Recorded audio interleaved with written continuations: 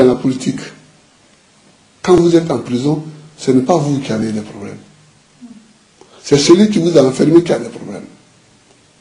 C'est parce que lui se demande quand est-ce qu'il doit vous libérer. Vous sortez quand on ouvre la porte. C'est parce que des gens installés en dehors de la Côte d'Ivoire ont voulu, eux, désigner à la place du peuple de Côte d'Ivoire le président de la République de Côte d'Ivoire. Il a dit ça, là, on n'acceptera pas. On n'acceptera pas ça. Et ce qui me réjouit dans cette crise, c'est l'échec de cette voie. C'est l'échec de cette voie. Quelque part, je dis, bon, c'est bien que même la crise ait duré et qu'ils aient vu qu'ils sont passés par toutes les voies et qu'ils n'ont pas réussi. Comme ça, peut-être que demain, ils vont rester tranquilles. Voilà. Ils vont rester tranquilles et nous laisser guider notre pays tranquillement. Et les Ivoiriens, ils savent qui ils ont élu. Jean-Paul Sartre avait écrit que quand tu choisis un conseiller, tu as choisi en même temps les conseils que tu veux entendre. Ah oui. Et nous avons choisi d'être libres. Et nous prenons les moyens de notre liberté. Pourquoi? Pourquoi les gens auraient-ils voulu que le pouvoir quitte la présidence de la République, où le président est élu par le peuple, pour faire une politique, pour aller dans les mains d'un premier ministre nommé? Pourquoi? On cherche la voix du peuple de Côte d'Ivoire qui a choisi un président de la République. Et ça, c'est la première grande bêtise par laquelle ces gens extérieurs se sont dévoilés. Vouloir que le président de la République donne ses pouvoirs de signer des décrets à un premier ministre, ils se sont dévoilés. Il est l'homme du peuple. Même la diaspora, nous sommes avec Gbagbo. Il faut qu'ils arrêtent. D'accord? Voilà, donc c'est une façon de piétiner donc la souveraineté du pays. Enfin, je veux dire, il y a quand même la légalité qui n'a pas été respectée. Ça veut dire qu'ils crient, ils parlent de démocratie, mais ils n'en veulent pas de la démocratie chez nous. C'est pourquoi un jour j'ai dit, mais je ne suis pas un sous-préfet français. Je ne suis pas un sous-préfet. Et je ne peux pas être un sous-préfet français. J'ai choisi d'être un Ivoirien. J'ai choisi de me présenter à des élections ivoiriennes. J'ai été élu. Laissez-moi tranquille. Ça, c'était la première chose. Pour mettre fin à la crise, est-ce qu'on avait besoin de déclarer que l'Assemblée nationale n'est plus valable? Où est le problème? Ce n'est pas eux qui payent les députés. Ce n'est pas eux qui siègent. Ce n'est pas eux qui font les projets de loi. Où est leur problème? Tu n'es pas dans ton pays et tu déclares qu'une de leurs institutions n'est plus valable. Pourquoi? Mais on ne peut pas accepter ça. En tout cas, moi, je ne l'accepte pas et je ne l'accepterai jamais. Les Ivoiriens me connaissent comme ça. Et puis ils m'ont élu. Voilà. Donc, en m'élisant, ils ont choisi une politique. C'est pourquoi ils me soutiennent. C'est pourquoi ils me soutiennent. Au début, ils sont passés dans les villages. Votre président n'est pas bon, on va l'enlever et puis on va vous donner un autre président. Les villageois disent, ah, bon, ils les ont lapidés avec des cailloux. C'est pas bien. Ah, mais très clairement, moi je suis contre la France-Afrique et l'ingérence de la France et de l'Occident dans les affaires ivoiriennes. Donc la constitution ivoirienne a déclaré M. Gbagbo président. M. Gbagbo est président, le reste, ça n'est qu'encore une fois l'instrumentalisation médiatique, politique de l'ancien empire qui voudrait régler les affaires ivoiriennes.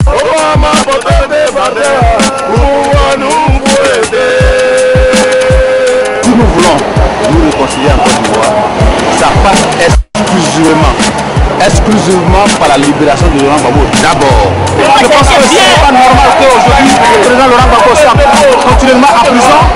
exemple, les Ivoiriens, nous sommes tous sortis pour dire merde d'abord à la France, pour dire que la France cesse cette façon de se comporter parce que la communication est publique et que les dirigeants actuels, qui se disent dirigeants en Côte d'Ivoire, parce que le pouvoir ne se trouve pas au bout des talents. Ce qui est lié au fait qu'il y a une véritable chasse aux sorcières. Ceux qui dirigent la France depuis longtemps, ils veulent que Ouattara soit président. Je ne sais pas pourquoi. Normalement, ça ne les regarde pas. Normalement, ça ne les regarde pas.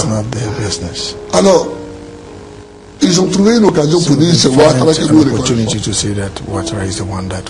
Eh bien, nos lois ne reconnaissent pas que Ouattara a été élu. Nos procédures ne reconnaissent pas que Ouattara a été élu. Ce monsieur n'a pas été élu. Et il faut qu'on respecte nos lois.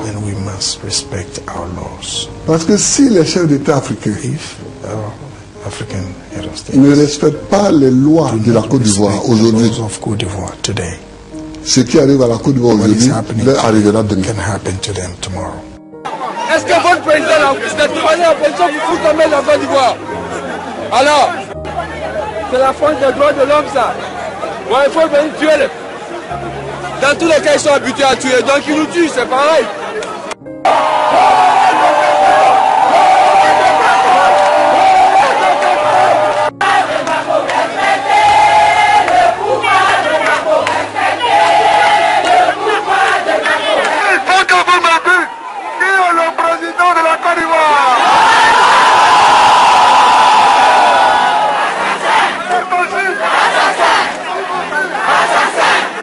Mon adversaire n'a pas gagné les élections.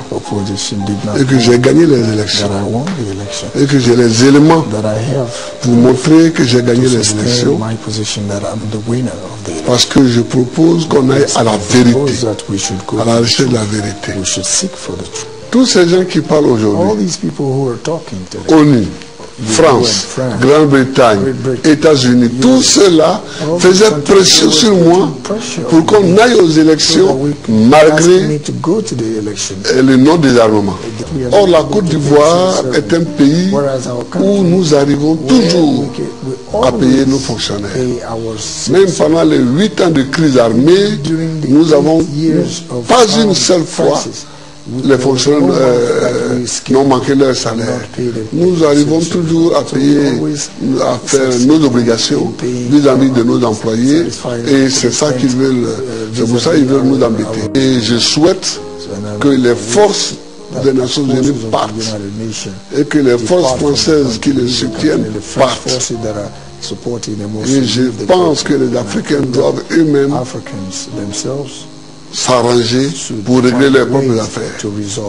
Voilà mon point de vue. Vous prêtez serment sur la Constitution? Bien sûr. Et j'ai prêté serment en 2000 et en 2010 sur la Constitution et devant le Conseil constitutionnel. La loi, c'est la Bible d'un pays. La loi, c'est la Bible d'un pays.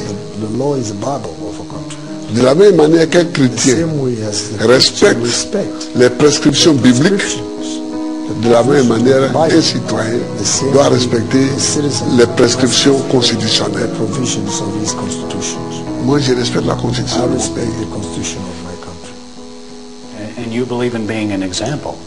Mais eux, ils devaient être sages. Quand dans un pays, on dit qu'on ne veut pas de vous, il faut rester sage, il faut rester tranquille jusqu'à ce que l'ordre de votre départ du pays vienne. C'est moi-même qui ai fait que M. Ouattara est candidat. C'est moi qui ai pris les décisions pour contourner des décisions constitutionnelles, pour contourner certaines dispositions constitutionnelles, pour que Ouattara soit candidat. Est-ce que depuis que nous vivons ici, nous avons attenté à sa vie? Mais le pouvoir, d'abord, c'est Dieu qui donne le pouvoir. C'est Dieu qui donne le pouvoir. Et Dieu passe par le peuple pour s'exprimer. Et le peuple vous élit. Si Ouattara n'est pas élu, c'est pas ma faute. C'est pas ma faute. C'est le peuple qui ne l'a pas choisi. Voilà. Donc, s'ils veulent chercher coûte que coûte à le mettre au pouvoir, qu'ils attendent un autre moment, qu'il y a Dieu et le peuple qui choisissent un chef d'État. Voilà. On va installer par C'est parfait.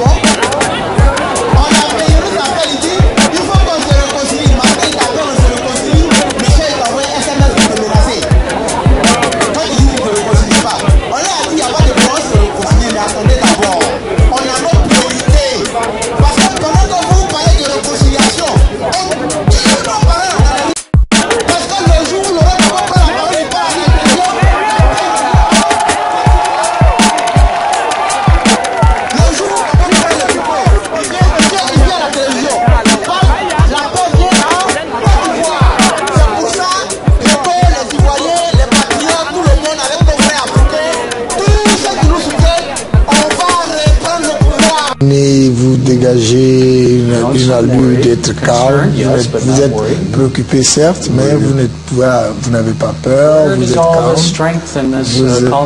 Où est-ce que vous sortez cette force que vous avez à rester comme vous êtes? Oh, mais... vous savez, il y a longtemps que je fais la politique. Et il y a longtemps que je traverse des périodes difficiles. Ce n'est pas la première période difficile. J'espère que c'est la dernière. Mais ce n'est pas la première période difficile. Ouais. Et je suis serein parce que je suis dans la vérité. Et puis je crois en Dieu. Je crois en Dieu. Je sais que le Dieu que je prie n'est pas un Dieu de justice. In America, il y a beaucoup de chrétiens qui prient beaucoup pour vous, Monsieur le Président. Il y a d'autres qui vont, après cette interview, il y aura beaucoup plus qui prient non seulement pour vous, mais qui prient aussi pour la Côte d'Ivoire.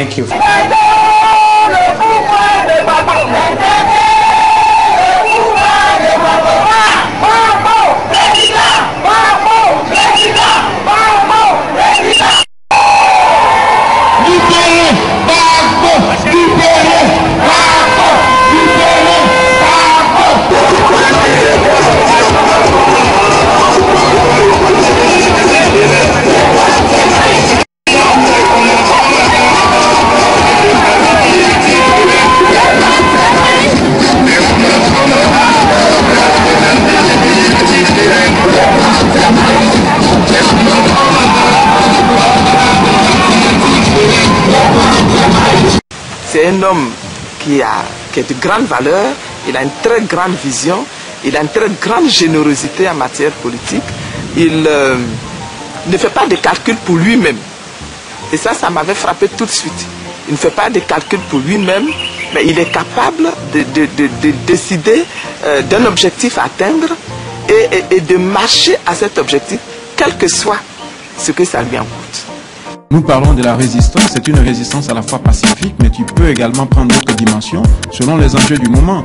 Mais il faut que nous nous mettions déjà ensemble pour faire en sorte que la Côte d'Ivoire redevienne un état de droit et une démocratie.